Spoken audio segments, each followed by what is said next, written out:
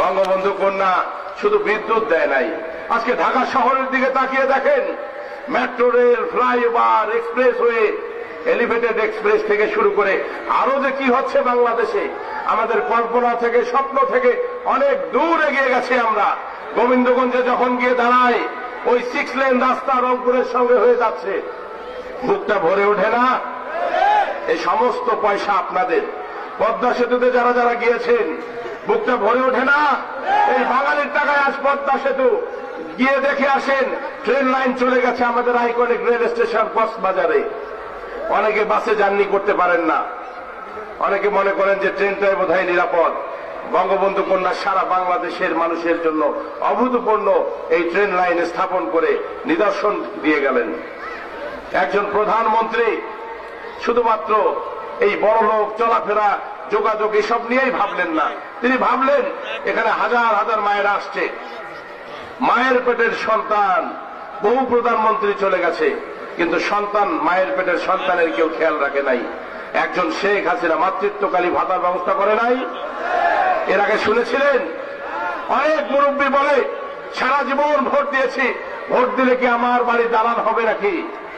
শেখ হাসিনা 8.5 লক্ষ পরিবারকে, ভূমিহীন মানুষকে জায়গা করে দিল। এই ঘোড়াঘাটেও সেটা হয়েছে। আমার লজ্জায় মাথা হেড হয়ে যায়। এই ঘোড়াঘাটের নেতা সেই মাননীয় প্রধানমন্ত্রীর দেওয়া ঘরেও, সেখানেও চাঁদা তুলতে বাকি রাখলেন না।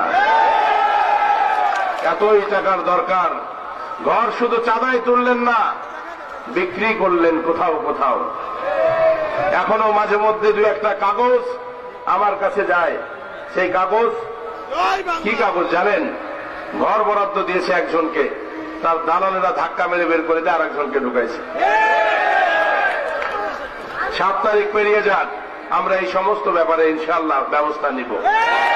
আজ ঘোড়াঘাটের মাটিতে দাঁড়িয়ে শুধু বলতে চাই, একটা সময় চাচা ছাড়া কিছুই বোঝো নাই, মই বোঝেন, যে কোনো কথা বলি মনে চাচাক আগে কও। এই থাকার মানুষ খুব খেপে গেছে মোর ওপর, কয় যেটাই কয় সেটাই সাহেন্সা, যেটাই কয় সেটাই সাহেন্সা, ওর কাছেই আর যাবা নেই হারা, কয় নাই অনেক মানুষ। আর চাচার দরজা যে বন্ধ থাকে, মুই যখন আসো তখন তো দরজাটা ওপেন করে মুখ ভেতর নিয়ে যায়, বোয়াল মাছ, খাসির গোস্ত, গরুর গোস্ত সব খিলাই মুখ শক্ত মতো। মুই তো চিন্তা করছো যে মুখ যখন খিলাই, মোর জনগণ কোথায় খিলাই। আমি পরে খেয়াল করে দেখলাম, আমার জনগণের জন্য, আমার নেতা কর্মীর জন্য তার দরজা সবসময় বন্ধ থাকে। তার সঙ্গে আমার পৈতৃক সম্পত্তি নিয়ে কোনো দ্বন্দ্ব নাই, তার সঙ্গে আমার ব্যক্তিগত কোনো রেষারেষি নাই। তাকে যখন আমি দেখেছি এই জনগণ, এই কর্মীদেরকে অবহেলা করতে, তখনই তার বিপক্ষে আমি অবস্থান হয়ে নিয়েছি। আমি তো এই জন্য তাকে উপজেলা আওয়ামী লীগের সভাপতির পক্ষে সমর্থন দেই নাই। আমি কাউন্সিলে বসেছিলাম, আমি যদি মনে করতাম কাউন্সিল হবে না, এখানে কাউন্সিল হতো না। কিন্তু আমি তাকে মনে করেছিলাম একাধারে চেয়ারম্যান, একাধারে সে সেক্রেটারি থেকে সভাপতি হলে এই ঘোড়াঘাট আরো সুযোগ মানে কি সংগঠিত হবে, শক্তিশালী হবে। আমার ধারণা ভুল হয়েছে, আমাকে আপনারা ক্ষমা করে দিয়েন। আমার ধারণা ভুল হয়েছে ভাই, আমাকে ক্ষমা করে দেন। ইনশাআল্লাহ জাতীয় জনকের কন্যার কাছে সকল তথ্য গেছে।